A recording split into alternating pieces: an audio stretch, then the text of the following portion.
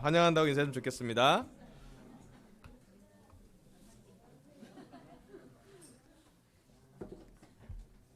아멘. 여러분 보니까 너무 좋고요. 또 따스한 곳에서 예배를 드리니까 좀 기쁩니다. 오늘 캠퍼스가 한 명 잘 안 보여서 어디 갔나 싶겠지만요. 우리 오늘 주일학교 예배 12명이 예배를 드렸고요. 거기에는 여자 팀들이랑 여자 캠퍼스 같이 예배 드리고, 오늘은 이제 여자 캠퍼스 여자 팀이 같이 모여서 뭔가 이렇게 조별 활동을 한다 그래서 열심히 지금 잘 하겠죠. 잘 우리 유리나 엘이랑 캠퍼스 언니들 한 명, 두 명이 붙어서 같이 좀 깊은 대화를 하고 또 지속적으로 좀 뭔가 좋은 시간을 보내기로 했는데 그 시간을 갖고 있음을 기억하면 좋겠고요. 우리 또 홍용 형제는 잠실로 청첩장 보내러 간다고 가시라고 꼭 청첩장 보내드려야죠. 예, 그럴 것 같고요. 오늘 말씀은요. 주제가 예수님과 함께 살아갑시다라는 주제로 말씀을 저는 준비했는데, 이 말씀은 우리 전 세계 교회 ICOC 국제 그리스도 교회에 대표자회가 있었어요. 그 회의를 갔다 오신 분한테 말씀을 좀 들었는데요. 잠깐 넘겨주세요. 여기가 이제 주제가 이제 함께 교회를 세우자, 함께 건축하자라는 주제로 말씀을 이렇게 같이 나눴고, 전 세계 이제 130국의 대표자회가 모였고, 또 저희가 이제 교회가 전 세계로 보면 한 700여 개 교회가 있고요. 제자 수가 한 11만 명 정도 됩니다. 저희 가족들 다 제자들을 다 합치면 한 11만 명 되는데, 그 중에 이제 33개 뭐 가족교회, 지역교회로 나눠져 있고요. 저희 한국 그리스도 교회는 퍼시픽 사우스 웨스트라 그래서 환태평양 뭐 미국 남서부 리전이라는 곳이 있어요. LA 교회랑 뭐 우리 뭐 하와이 뭐 이쪽으로 다 해서 저희랑 또 몽골이랑 같이 해서 이 환태평양 쪽의 어느 부분을 같이 해서 저희가 소속되어 있는데, 전 세계 교회 리더들이, 대표자들이 함께 모여서 연결되는 시간을 갖고, 또 전 세계 각 교회의 기쁜 소식을 나누고 말씀을 나누고 교회의 방향을 기도하고 또 서로 같이 토론하는 아주 중요한 시간을 가졌고, 우리 한국교회에서는 네 분의 목사님이 참여하셨습니다. 우리 배인우 목사님, 정도영 목사님, 이회정 목사님, 김호 목사님 네 분께서 가셔서 한국 1000명당 1명 정도의 배분이 있는데, 그러면 이제 한국이 한 800명 돼서 몽골이 합치면 800명 되는데, 저희가 한 분 정도 갈 수는 있는데 이분이 옵저버 형식으로 해서 네 분이 다 같이 가셔서 많은 것을 배우고 되게 많은 소통을 하고, 잘 네 분이 되게 격려가 돼서 4박 5일 동안 같은 방에서 주무시고 합숙훈련을 했더라고요. 그래서 되게 많은 격려를 많이 받으셔서 왔습니다. 다음 사진 보여주세요. 그 중에 올해 전 세계 국제 그리스도교회의 가장 큰 방향성이나 동향은 두 가지 새로운 게 되게 많이 생겼는데, 그 중에 하나가 여성 사역자들, 여성 인도자들에 대한 역할을 본격적으로 얘기하고 있고, 좀 더 여성 사역자들이 우리 남성 사역자를 잘 도와서 교회 역할에 대해서 많이 논의하기로 했고, 아마 이 모임에서 처음으로 여성 사역자들이 앞에 나가서 대표 기도를 했었나 봐요. 그래서 되게 좀 새로운 그 여성 사역자들에 대한 역할에 대해서 많이 논의가 되고 있고요. 두 번째로는 젊은 인도자들에 대해서 교회가 많이 중심을 이동하고 있었습니다. 그래서 기존에 우리 1세대 인도자들이 그 교사나 목사나 이 장로님들이 은퇴하실 분들이 이제 교회가 많이 생겼어요. 실제로 은퇴하신 교회가 있고요. 지금 노던 버지니아 교회, 우리 이강희 장로님이 섬기고 계신 노던 버지니아 교회의 담임 목사였던 랜디 맥킨 목사님은 은퇴하셨어요. 10월에 은퇴하셨고 이제 다 끝나셨어요. 그렇게 되셨고, 또 우리 지난 주빌리 때 왔던 브루스 윌리엄스 목사님은 올해 12월에 은퇴하세요. 그래서 이미 이제 은퇴 나이가 다 되셨기 때문에 1세대 복음 전도자들이 거의 이제 은퇴 시기에 맞춰서 교회가 이제 새로운 리더십으로 이제 변화하고 있는 그런 시기고 같고, 그다음에 1000명당 한 명씩 우리 대표자를 뽑고 오실 때, 회의를 할 때 거기에 꼭 들어가시는 분이 이제 목사, 교사, 장로님 한 분이 들어가시고요. 그리고 여성 인도자 한 분 들어오시고요. 꼭 한 명 들어오시면 35세 이하 인도자 한 명. 그래서 대표자의 회의를 하는 동안에 꼭 젊은 세대들의 의견과 또 목회를 되게 존중하는 그런 식으로 하게 됐고요. 그 젊은 사역자들의 의장을 뽑았어요. 그 의장이 이분입니다. 어미어 버튼이라고 이 안텔로프 밸리 교회에 캠퍼스 인도하는 형제예요. 4명으로 시작해서 작년에 30명 세례줬고요. 올해 30명 더 세례해서 60명 됐어요. 그래서 되게 발전하고 있고 성장하고 있는 교회, 되게 열정도 많고 네, 되게 젊은 분이에요. 다음 사진 넘겨주세요. 올해 3월에 가서 사진 한번 같이 찍었던 친구예요. 혹시 몇 살처럼 보이는지 대충 보이시나요? 외국인에서 잘 보기 어렵죠. 예, 지우랑 나이가 비슷해요. 이렇게 얘기가 확 와닿잖아요. 지난번 우리 설교했던 브랜던이랑 거의 동갑이에요. 그래서 근데 애가 둘이고 되게 교회가 되게 젊고 열심히 많이 열정이 있는 형제인데 이 형제가 이번에 그 젊은 사람을 대표해서 메인 설교를 했어요. 그래서 오늘은 그 이분이 설교했던 교회의 가장 핫하고 트렌드한 요즘 표현으로 힙한 그런 말씀을 전달해드리도록 하겠습니다. 그래서 저희 기존의 설교 포인트랑 약간 다른 부분이 있는데 여러분 잘 감안하시고 젊은 세대의 눈으로 또 이번에 다녀오셨던 네 분의 목사님이 이분의 언어를 들을 때 기존 설교랑 너무 다르다. 쓰는 용어도 다르고 어조도 달라서 조금 어려웠다고 얘기를 했는데 그래도 소화한 거를 우리 임혜정 목사님을 통해서 저희 목사들 밑에서 배웠는데 그것을 같이 좀 나누도록 하겠습니다. 먼저 에베소서 2장 4절에서 8절 같이 보도록 할게요. 제가 읽어보겠습니다. 에베소서 2장 4절에서 8절. 그러나 하나님은 자비가 넘치는 분이셔서 우리를 사랑하신 그 크신 사랑으로 말미암아 범죄로 죽은 우리를 그리스도와 함께 살려주셨습니다. 여러분은 은혜로 구원을 얻었습니다. 하나님께서 그리스도 예수 안에서 우리를 그분과 함께 살리시고 하늘에 함께 앉게 하셨습니다. 그것은 하나님께서 그리스도 예수 안에서 우리에게 자비로 베푸신 그 은혜가 얼마나 풍성한지를 장차 올 모든 세대에게 드러내 보이시기 위함입니다. 여러분은 믿음을 통하여 은혜로 구원을 얻었습니다. 이것은 여러분에게서 난 것이 아니요 하나님의 선물입니다. 아멘. 여기 에베소서에 나오는 사도 바울의 말씀에는 하나님께서 예수 그리스도를 통해서 우리를 살리셨다는 말씀을 지속적으로 하고 있어요. 이 빨간 줄이 걸친 건 우리를 그리스도와 함께 살리셨다고 얘기했고요. 그리스도 예수 안에서 우리를 그분과 함께 살리셨다는 표현했고 그리스도 예수 안에서 우리가 자비로 베푸신 은혜가 얼마나 풍성한지를 생각해 보라고 나와 있습니다. 사도 바울은 끊임없이 우리 삶의 중심에서 우리가 구원을 받은 것, 우리가 은혜를 받은 것, 우리가 선물을 받은 건 바로 예수님을 통해서 예수 그리스도 통해서 전해졌다는 것을 설교하고 있고 또 나누고 있고 에베소에게 전하고 있습니다. 그래서 오늘 설교 주제는요. 예수님과 함께 살아갑시다입니다. 우리 삶에서 가장 중요한 또 가장 필요한 가장 기초가 되는 것은 우리 신앙의 중심이 바로 예수님이라는 사실입니다. 교회 성장을 말할 때도 가장 중요한 것은 예수님의 부활을 이야기하고 있습니다. 죽음을 초월하고 부활을 믿었던 그 믿음으로 우리는 교회가 성장되기를 바랍니다. 죽은 자들의 연합이 아닌 부활의 영을 기억하고 십자가와 부활을 함께 연결해서 우리는 그 복음을 은혜로 받아들이고 있습니다. 예수님을 죽음에서 살리신 하나님께서 우리를 대대적으로 변화시킬 수 있습니다. 죽은 사람을 살리시는 하나님의 영만이 우리를 자유롭게 할 수 있습니다. 영적으로 가난한 사람들 또한 영적으로 부유하게 만드는 것은 하나님이 하시는 일입니다.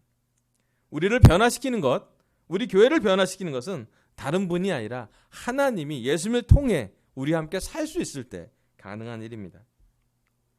그런데 우리가 이것은 잘 많이 듣고 많이 이해하는데 우리한테 자문하게 됩니다. 특별히 어미얼 버튼 형제가 스스로한테서 자문한 얘기인데 예수님이 우리와 함께 있는데 예수님이 부활의 영이 우리와 함께 있는데 나는 왜 이렇게 잘 변화하지 않지?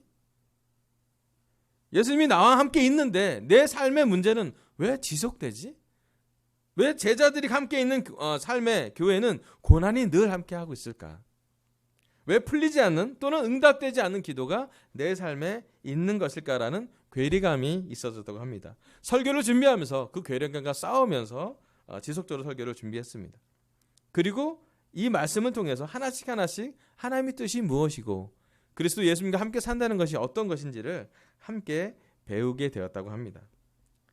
진짜 놀랍고 신나는 것은 뭐냐면 우리가 성경 공부하고 예수님의 십자가를 마음으로 받아들이고 세례 받을 때 그것으로 충분했었다는 거예요. 이미 십자가와 부활이 우리 삶에 첫사랑부터 충분했는데 시간이 가면 갈수록 우리가 세상에 많이 부딪히기도 하고 나이가 들어가면서 여러 가지 필요가 생기면서 우리의 첫사랑과 우리의 처음 믿었던 그 믿음, 예수님과 함께 걸었던 죄를 용서받았다는 그 이유만으로도 너무나 자유로웠던 그것을 자꾸 잊어버릴 때가 있다고 생각이 들었습니다. 교회 안에 있었던 크고 작은 많은 일들, 실망, 내 삶에 있는 스트레스, 여러 가지 불만들이 내 안에 있는 예수님을 자꾸 뺏어가지는 않는지 한번 돌이켜보면서 이 말씀을 준비했다고 합니다. 로마서 7장 18절부터 23절을 보도록 하겠습니다. 로마서 7장 18절부터 23절 같이 한번 읽어볼까요? 우리랑 좀 공감되는 구절이라서. 나는 시작. 나는 내 속에 곧 내 육신 속에 선한 것이 깃들어 있지 않다는 것을 압니다. 나는 선을 행하려는 의지는 있으나 그것을 실행하지는 않으니 말입니다. 나는 내가 원하는 선한 일은 하지 않고 도리어 원하지 않은 악한 일을 합니다. 내가 해서는 안 되는 것을 하면 그것은 하는 것은 내가 아니라 내 속에 자리 잡고 있는 죄입니다. 여기에서 나는 법칙 하나를 발견하였습니다.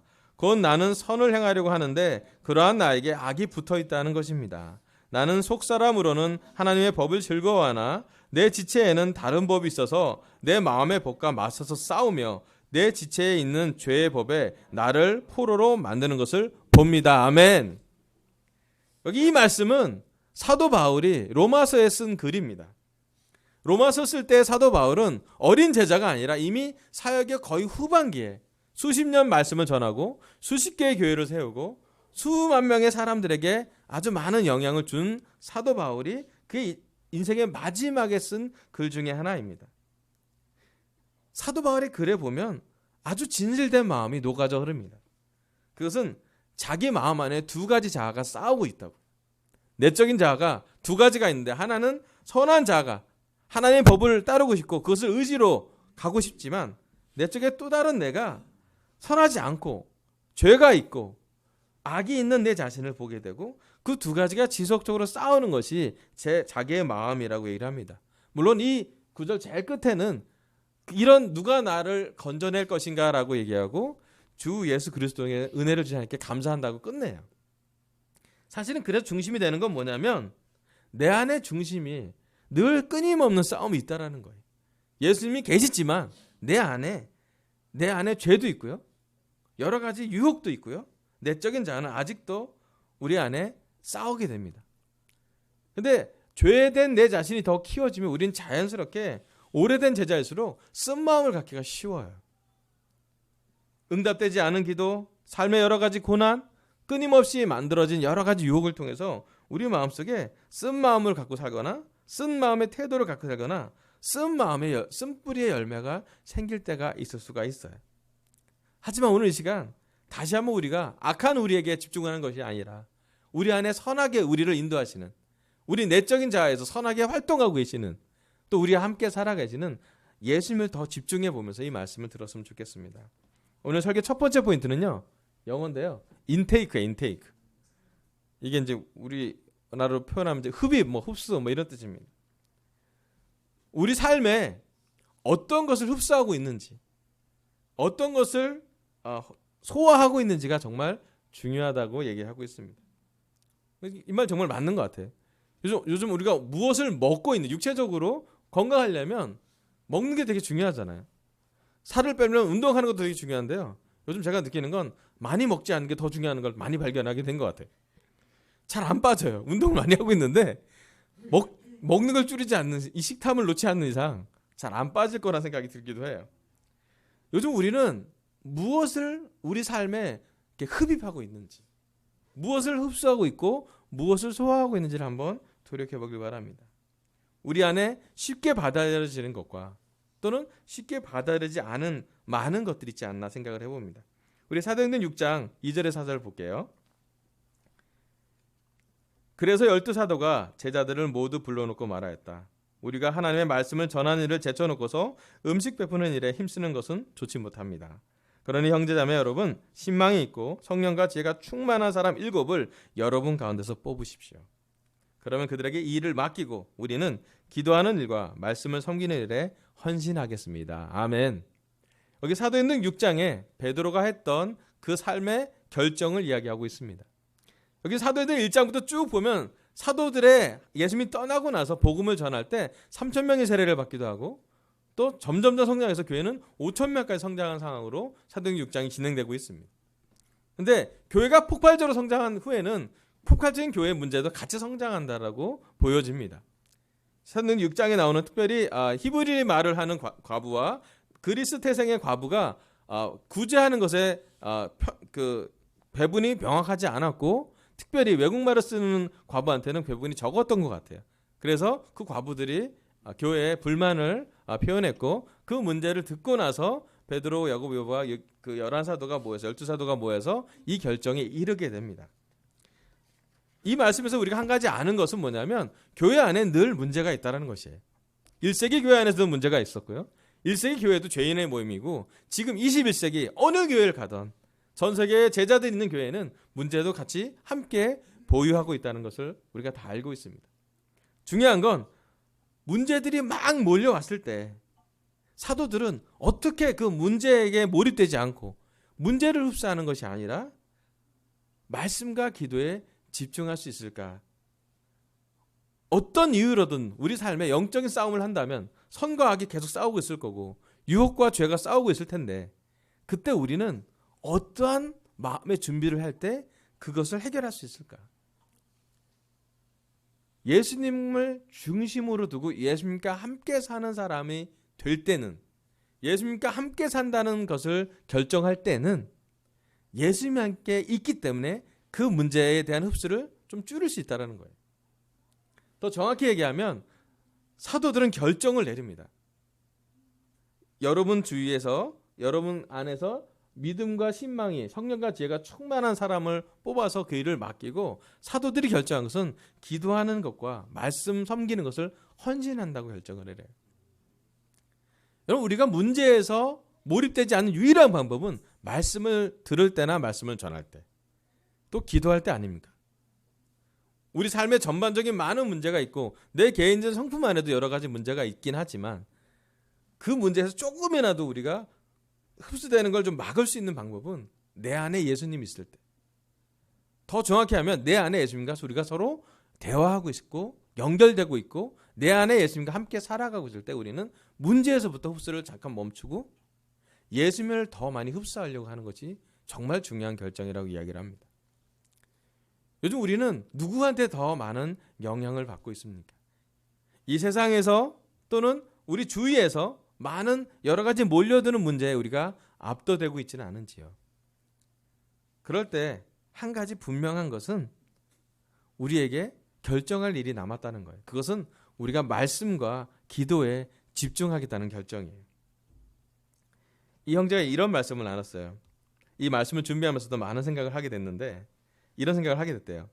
우리는 얼마나 하나님과 개인적인 시간을 충분히 보내고 있는지, 되고 싶은 리더는 되었지만 되고 싶지 않은 제자가 되지는 않았는지 돌아다 보기를 바란다고 얘기를 했어요. 이게 저는 되게 공감했어요. 우리가 때로는 인도자로, 목사로 저는 섬기다 보면 제자로를 잘 까먹어요. 근데 더 중요한 건 제자로 사는 것이 더 중요해요. 목사는 역할이고 제자는 본분인 것 같아요. 예수님의 제자로 살고 예수님은 내 삶의 중심으로 모시고 예수님을 주님으로 살 때가 우리가 문제로부터 압도되는 많은 부분에서부터 우리가 보호되고 우리가 예수님을 더 흡수할 때 예수님을 더 흡입할 때 세상적인 많은 문제, 많은 어려움을 좀 이렇게 내보낼 수 있는 그런 집중을 할 수 있다는 것이에요. 사도들은 여러 가지 산적해 있는 5천 명이 넘는 남자만 5천 명이 넘는 그런 교회의 여러 가지 문제 중에서 끊임없이 자기를 한 곳에 집중하기로 결정하고 부탁하고 준비하게 됩니다. 그것은 바로 말씀을 전하는 것과 기도하는 일을 섬기는 것을 집중하게 됩니다. 그리고 사실은 이 결정은 사도행 6장뿐만 아니라 7장, 8장 구정에도 영향을 줘요. 결국은 5천 명만의 유대인의 교회가 아니라 나중에 수만 명의 이방인까지 포함해서 유대교가 아니라 전 세계 종교가 될 수 있는 기점이 바로 여기에 집중하기 때문이었어요. 그들이 그래서 남들은 하지 못한 일을 꿈꿔봤고, 왜냐하면 말씀과 기도하는 일에 힘쓸 때 그들의 한계를 넘어서는 무언가를 보게 되었고, 그것이 하나님이 축복을 했던 것 같습니다. 우리는 우리 삶에도 우리 강사제자한테 적용해 보면 크고 작은 문제들이 우리를 아직 눌러 있을 거고 문제가 잘 극복되지 않은 분도 계실 거예요. 저도 그렇고요. 하지만 우리가 예수 그리스도와 함께 살고 있다면, 또 예수 그리스도를 더 흡수하고 있다면, 예수 그리스도를 더 흡입하고 있다면, 또 예수 그리스도를 우리 삶에서 더 소화해내고 있다면 어쩌면 우리 문제는 예수님이 우리의 능력이 아니라 예수님의 힘 때문에 해결할 수 있을 거라는 믿음으로 살겠다는 생각이 들었습니다. 아멘. 자, 두 번째 말씀은요. 그것도 영어인데요. imbalance라고 해서 불균형이에요. 삶에 여러 가지 불균형을 경험할 때가 많이 있잖아요. 이 형제는 이제 아이가 2명인데 2살 터울이고 남자만 둘이래요. 또 20대 초반에 아이를 낳았으니까 아이가 건강하겠죠. 게다가 흑인이에요. 얼마나 빠르겠습니까? 솔직하게 많이 표현했어요. 내 아이가 2살이 되었는데 너무나 산만하다. 짜증을 내는 건 이루 말할 수 없다. 그리고 아이를 우유를 먹이고 나니 내 아이가 정상이 아닌 것 같았다. 그래서 구글을 검색했대요. 요즘 세대예요. 내 애가 왜 이러는지 많은 사람이 답을 해줬대요. 애 눈을 가리고 젖병을 물리라고 조언을 해줘서 그렇게 해봤대요. 눈을 가리고 젖병을 애가 젖병에 집중할 수 있도록 이것도 해보고 저것도 해봤어요. 그리고 이제 핵심이 뭐냐면 참 고생을 많이 했대요. 지난 10개월 동안 대단히 많은 삶에 자기 인생에 아이 둘을 키우고 목회를 하면서 거의 2배 가까이 교회를 성장시키면서 정말 크고 작은 일정 때문에 너무 지치게 됐대요. 우리 삶이 그렇답니다. 모든 것을 잘하고 싶어서 시작하지만 절대로 잘하는 상태로 가지 않는데요. 선한 남편이 되려고 하고 더 좋은 남편이 되고자 하는데도 연초에 많은 계획을 세웠지만 사실 시간이 지난 한 10개월 후반인 지금 넘치고 지치고 피곤하고 힘들고 너무 힘들어서 내가 뭘 하러 했는지 기억이 안 날 때가 있답니다. 그리고 깨달았대요. 내가 1년 내내 한 가지를 집중을 하지 못하고 여러 가지에 많이 분산되어 있구나. 그리고 여러 가지 많은 불균형에 내가 많이 노출되어 있구나. 그리고 깨달았게 됐어요. 이 불균형을 균형으로 가질 수 있는 유일한 방법이 뭘까? 누가복음 9장 1절에서 2절입니다. 예수께서 그 12를 한자리에 불러놓으시고 모든 귀신을 제어하고 병을 고치는 능력과 권능을 주시고 하나님의 나라를 선포하며 병든 사람을 고쳐주게 하시려고 그들을 내보내시며 아멘. 내보내시기까지가 말씀이고요. 그 뒤에 빨간 줄이 이 형제의 확신이었대요. 뭐냐면 예수님은 모든 능력을 주신 것이 아니라 하나님의 나라를 선포하고 사람을 고쳐주는 데 대한 능력만을 주신 것이다. 무슨 얘기냐면 하나님의 말씀이 전파되도록 능력을 주신 거라고요. 이 말씀이 자기 마음을 어떻게 많이 위로해 줬냐면요. 이게 젊은 설교라서 저는 좀 어색하긴 했는데 이들 뽑아내더라고요. 그게 뭐냐면 자기 삶의 불균형은 균형으로 가려면 능력이 필요한데 그 능력이 누구한테서 오는지를 자꾸 까먹는다는 거예요. 너무나 자주 우리는 우리의 능력으로 우리를 바꿔보려고 한다고요. 그리고 실패한대요. 내 능력으로 아이를 키우려고 하는데 실패했대요. 지쳤대요. 아이가 보기 싫대. 그렇기도 하죠. 그런데 내 삶에 불균형한 삶이 됐을 때 나는 그리스도 예수님의 능력을 사용하고 있는지. 더 정확히 얘기하면 예수님이 주신 능력을 예수님이 원하는 뜻에 내가 사용하고 있는지를 확인해 보라는 것이었어요.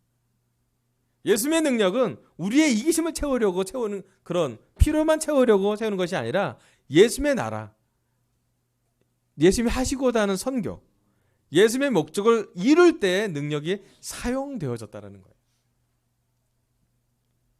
여러분 우리 삶에 여러 가지 불균형이 있습니다. 육적인 불균형이 있어요. 우리가 먹는 거랑 운동하는 거랑 균형이 안 맞으면 살이 찌잖아요. 그죠? 영적인 불균형도 있어요. 하나님과 예수님을 중심에 두지 않고 주위 사람만 볼 때는 너무 문제가 많아 보여요. 사실 그래요. 감정적인 불균형도 있습니다. 우리 삶에 하루에도 12번씩 마음이 왔다 갔다 하잖아요. 또 여러 가지 시간이 지나면 지날수록 우리 삶에 균형적일 때보다는 불균형적일 때가 많은 것을 경험하는 것이 삶인 것 같아요. 그럴 때 우리는 예수님이 주신 능력으로 예수님이 원하는 바를 이룰 수 있다는 걸 우리가 믿고 있는지. 불균형에서 균형으로 가려면 능력을 사용해야 되는데 그 능력은 바로 우리와 함께 살아가고 계시는 우리 안에 계시는 예수님의 능력이 발현될 때 가능하다고 얘기를 합니다.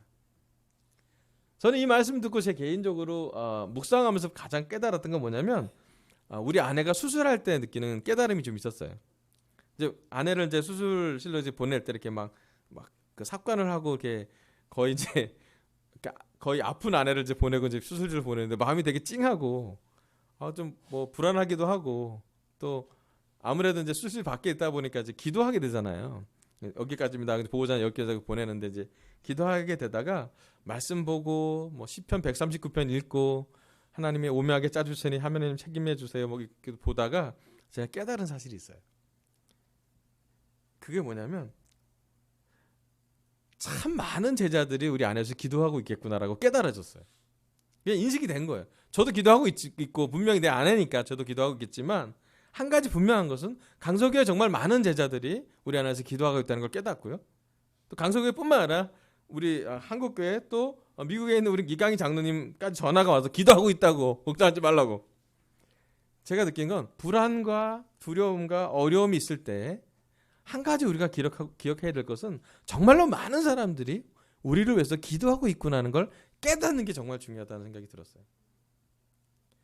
여러분 불안하는 것은 균형이 안 맞는 거잖아요. 걱정이 있는 것은 균형이 안 맞게 하는 거잖아요. 두렵고 믿음 없는 것은 우리를 늘 균형을 안 맞게 되는데 어떻게 균형을 다시 맞추는지 여러분 누군가 우리를 위해서 기도하고 있을 거예요. 그래서 오히려 우리 아내 수술 시간에 여기 강서교회 결혼부를 위해서 기도를 다 했어요. 더 많이 또 싱글을 위해서 기도를 다 하고 또 그 기도 후에 캠퍼스로도 기도하고 기도를 꽤 많이 했던 것 같아요. 감사했어요. 그리고 이제 수술 다 끝나고 아내를 만났을 때 어떻게 수술 잘 됐냐고 물어봤을 때 의사 선생님이 참 열심히 많은 거를 이렇게 잘 했더라고요. 한 가지 느끼는 것은 개인적으로 너무 감사한 건 여러분한테도 진심으로 감사하고 싶은 건 정말로 많이 기도해 준 것에 감사해요. 또 지금 아내가 이제 회복하고 있는데 요즘 우리 아내랑 저랑 많이 한 가지 느끼고 있는 훈련은 뭐냐면 아내가 많은 활동을 할 수 없기 때문에 주로 하는 것이 기도하는 것이에요. 그리고 아내랑 같이 이렇게 우리 옥상에서 조금씩 걸으면서 옥상을 몇 바퀴 도는지 모르겠어요. 계속 돌면서 아내가 기도하고 있어요. 그리고 제가 어느 날 뭐 다른 사람 만나고 집에 들어가면 아내가 방에 없고 올라가서 기도하고 있어요. 옥상을 탑돌이처럼 계속 돌고 있어요. 그럼 분명히 아는 건 우리가 기도의 은혜를 받았기 때문에 더 많이 기도하려고 해요. 우리 아내가 여러분과 육체적으로 대화를 잘 하지 직접 만나고 그런 시간이 좀 회복하는 데 시간이 필요한데 제일 많이 하는 것이 있다면 기도하고 있고 기도하고 나서 마음을 좀 내려놓을 수 있다는 거예요. 혹시 우리 삶에 뭔가가 불균형하게 느껴진다면 우리의 영이 불균형하게 느꼈다면 여러분 기도하십시오. 여러분 우리의 육이 불균형했다면 여러분 육적인 결정을 내리셔야 합니다. 여러분 우리 감정이 불균형한다면 우리 감정에 필요한 것을 채우고 특별히 육과 영과 감정을 다 아우를 수 있는 예수님한테 가서 기도하세요. 여러분 예수님이 균형을 잡아주실 거예요. 어쩌면 균형이 완전히 상황이 잡혀지지 않다 할때라도 그 과정에서 우리 마음에 평화를 주실 거예요. 어떠한 상태든 우리 마음에 예수님이 지금까지 인도하셨고 앞으로 인도하실 거라는 큰 믿음을 우리에게 선물해 줄 거라고 믿습니다. 아멘. 그럼 예수님의 능력을 사용하세요. 적어도 예수님은 우리에게 예수님의 뜻을 이루실 거예요. 그리고 예수님한테 통로가 된다면 우리 또 이런 능력을 받아서 누군가를 고쳐줄 거고 누군가를 도와줄 거고 누군가에게 말씀을 전하게 될 것입니다. 어쩌면 쉽지 않은 시간에 더 하나님의 인도하심을 느끼는 시간이 될 거라고 저는 믿습니다. 아멘. 자, 마지막 말씀은요. 이미지네이션, 상상력, 또 상상이라는 뜻입니다. 이 말씀 되게 저한테 좀 와닿은 것도 있었는데 그게 뭐냐면 하나님이 우리에게 주었던 가장 놀라운 성령님을 보내서 예수님을 보내서 가장 좋은 것 중에 하나가 뭐냐면 상상할 수 있는 특권이래요. 또 되게 재미있는 건 어릴 때부터 그 특권은 계속 발전하게 된대요. 그런데 이 세상에 살면서 사탄이 우리에게 많이 공격을 주면서 벌어지는 일은 뭐냐면 우리가 어느 시간부터 상상하기를 멈춘다라는 거예요. 경험치가 많아질수록 논리적이 될수록 현실적이 될수록 이성적이 될수록 우리에게는 상상력이 줄어든다라고 얘기를 합니다. 그중에 결정력으로 우리 상상을 방해하는 게 뭐냐면 우리 사무엘상 18장 7절에 나왔대요. 마지막 포인트인데요. 이때 여인들이 춤을 추면서 노래를 불렀다. 사울은 수천 명을 죽이고 다윗은 수만 명을 죽였다. 이 사무엘상 18장 7절은 뭐냐면 목동 다윗이 골리앗을 쓰러뜨리고 난 다음에 여자들이 불었던 노래였어요. 이 노래를 누가 듣게 되냐면 사울이 듣게 돼요. 근데 그 당시 사울은 왕이었고요. 사실은 대단한 사람이었어요. 다른 사람보다 머리 하나가 더 클 정도로 컸을 거고요. 전쟁에서 승리해본 경험이 있고 이스라엘 사람들이 저 사람은 정말 왕이 될 상이라고 다 인정했던 사람이었어요. 그런 키도 크고 멋있고 능력 있고 잘생겼던 사울이 홍안의 얼굴에 어린 다윗을 보고 사울이 갖고 있는 고유한 마음을 내려놓은, 그가 갖고 있는 영적인 상상을 내려놓은 사건이 바로 이 사건이에요. 그게 뭐냐면 비교하는 것이에요. 사람들이 얘기했어요. 여자들이 춤을 추며 노래 불렀어요. 1000명과 10,000명. 사울은 수천 명을 죽이고 다윗은 수만 명을 죽였다. 그 말이 사울의 마음을 건드렸어요. 어떤 마음? 비교하는 마음이에요. 여러분, 인간은 놀랍게도 비교하는 능력이 잘한대요. 그리고 이 말씀은 우리한테 더 적용할 수 있는데 우리 삶에, 우리 학창시절에, 우리의 유년기에 보면 끊임없이 우리는 뭔가 비교하고 있지 않았나요? 끊임없이 비교 당하지 않았나요? 나는 쟤보다 좀 키가 커, 작아. 나는 쟤보다 좀 나아. 더 잘 살아, 더 못 살아. 나는 성격이 좋아, 나빠. 난 이걸 좀만 더 저래, 잘 못해. 나는 왜 잘하지? 나는 잘 못하지? 근데 되게 놀라운 건 뭐냐면 비교하면 할수록 인간에게 남는 감정은 열등감이래요. 왜냐하면 비교해서 우위를 갖는 사람은 점점점 적고요. 비교해서 열위로 가는 사람이 훨씬 많대요. 그렇지 않아요? 여러분 누구보다 낫다고 여러분 행복한 적이 몇 번이나 있어요? 그죠? 별로 없잖아요. 그죠? 난 왜 쟤보다 못하지? 이런 마음으로 늘 살지 않나요? 우리가 너무나 자주 남들은 다 갖고 있는데 나한테는 왜 없지? 이럴 때가 되게 많고요. 비교할 때가 끊임없이 그 비교의 본성이 계속 살아날 때가 많아요. 비교는 하나님이 우리에게 주는 상상력을 바로 방해하게 된대요. 그래서 하나님이 우리에게 주려고 하는 뭐랄까 아주 중요한 재능, 우리가 우리로 자리매김할 수 있는 정체성, 그리고 하나님이 우리에게 줬던 고유한 은사를 자꾸 비교하다가 까먹게 된대요. 자꾸 남이 하는 것, 남이 어떻게 되는 것에 쫓아가게 하다 보면 자꾸 우리가 밀려나는 것 같고 세상의 많은 풍조에 우리가 더 합류하게 되는 것이 바로 비교할 때 자주 되는 현상들이라고 합니다. 예수님과 함께 살고 사는 사람은 비교하는 것을 멈추는 사람이래요. 오히려 예수님을 보고 닮아가려고 애쓰는 사람. 정확히 얘기하면 예수님과 비교하고 예수님께 배우는 사람이에요. 너무나 자주 우리는 주위 환경에 우리를 비교하고 주위 사람에 비교하고 심지어 교회도 비교하고 미니스트리도 비교하고 다 비교해요. 그런데 그러다 보니까 우리가 고유하게 하나님이 우리에게 부여해주는 어떤 상상, 하나님이 우리에게 주는 비전, 하나님이 우리에게 주는 꿈, 하나님이 우리에게 주는 어떤 소명, 하나님이 우리에게 주는 아름다운 것을 자꾸 놓칠 때가 많아요. 여러분 다윗이 어디에 집중하고 있는지를 깊게 보면 좋겠어요. 다윗은요 사울 거에 비교하지 않았어요. 요나단 거에 비교하지도 않았어요. 어느 누구의 것을 비교하지 않고 자기와 하나님과 집중했어요. 자기가 하나님께 찬양할 때는 사람을 의식하지 않고 찬양을 했고, 자기가 겸손해야 될 때는 침을 흘리면서도 겸손하게 표현했어요. 울어야 할 때는 울었고요, 금식할 땐 금식했고, 자기 죄 때문에 대가를 치러야 할 때는 금식하며 눈물을 흘리면서 내려놓을 수도 있었어요. 그래서 다윗은 하나님의 마음을 닮은 사람이라고 하나님이 인정해 줍니다. 여러분, 이 시간 우리 강서교회 교회에 본연의 강서교회 교회 본연의 상상력이 발현되길 바라요. 우리는요 남들과는 비교되지 않은 뭔가가 있을 거예요. 우리 삶의 재능, 우리 삶의 은사, 우리 삶의 어떤 것이라도 좋으니 여러분을 이 강서교회에 보냈을 때는 각각의 은사로 재능을 입혀서 성장했을 거라고 생각이 듭니다. 아멘. 이 형제가 4명의 형제로 시작했대요. 4명 중에 한 명은 자기의 세례일도 까먹고 한 명은 나이가 너무 많아서 캠퍼스가 아니었대요. 캠퍼스 밀치가 좋아서 그냥 온 사람이었대요. 그 4명을 데리고 전도를 했고 4명을 데리고 복음을 전했는데 그들이 30명이 되었고 30명이 된 사람이 올해 60명이 되면서 무엇을 배웠냐면 각자 일하는 역할이 달랐다는 거예요. 똑같이 누가 몇 명 데려가는 걸 비교하지 않고 각자 자기가 하나님께 중심에 서서 하나님이 그를 불렀던 하나님의 고유의 은사를 집중하기 시작했을 때 역할을 다 하기 시작했다는 거예요. 그리고 더 중요한 건 상상해 보는 것이에요. 이 형제가 이 말씀을 나눕니다. 기존 세대들도 너무 좋고 배운 거 너무 좋지만 기존 세대들의 과거를 상상하고 살고 싶지는 않다고요. 과거의 영광이 잘 상상이 잘 안 된다고요.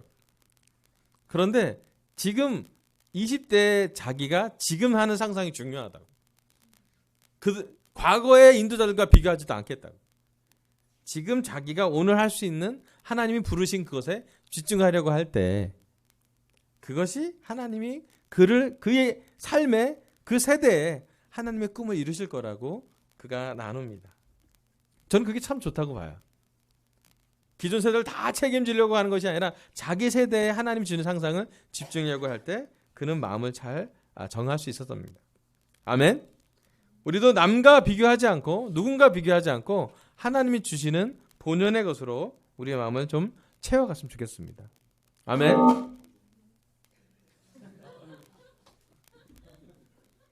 죄송합니다. 저게 우리 지지직거리는 게 언제 멈출지. 예, 하여튼 감사합니다. 오늘 마지막 포인트 슬라이드 올려주세요. 오늘 설교 주제는 예수님과 함께 살아갑시다라는 주제로 말씀을 전하게 하셨습니다. 첫 번째는요. 흡입하다, 흡수하다, 인테이크, 흡입, 흡수. 문제를 흡수할 건지 아니면 우리 안에 있는 예수님의 뜻을 흡수할 건지 우리가 한번 봤으면 좋겠고요. 두 번째, 임밸런스, 불균형. 우리는 불균형이 있을 때 예수님의 능력을 사용하고 있는지 한번 봤으면 좋겠고요. 세 번째, 상상 또는 상상력. 하나님이 남과 비교하지 않고 우리에게 주셨던 본연의, 우리에게 주신 은사, 우리에게 주신 재능, 우리에게 주신 탤런트를 하나님께 드릴 수 있는 시간 되길 바라면서 설교를 마치겠습니다. 감사합니다.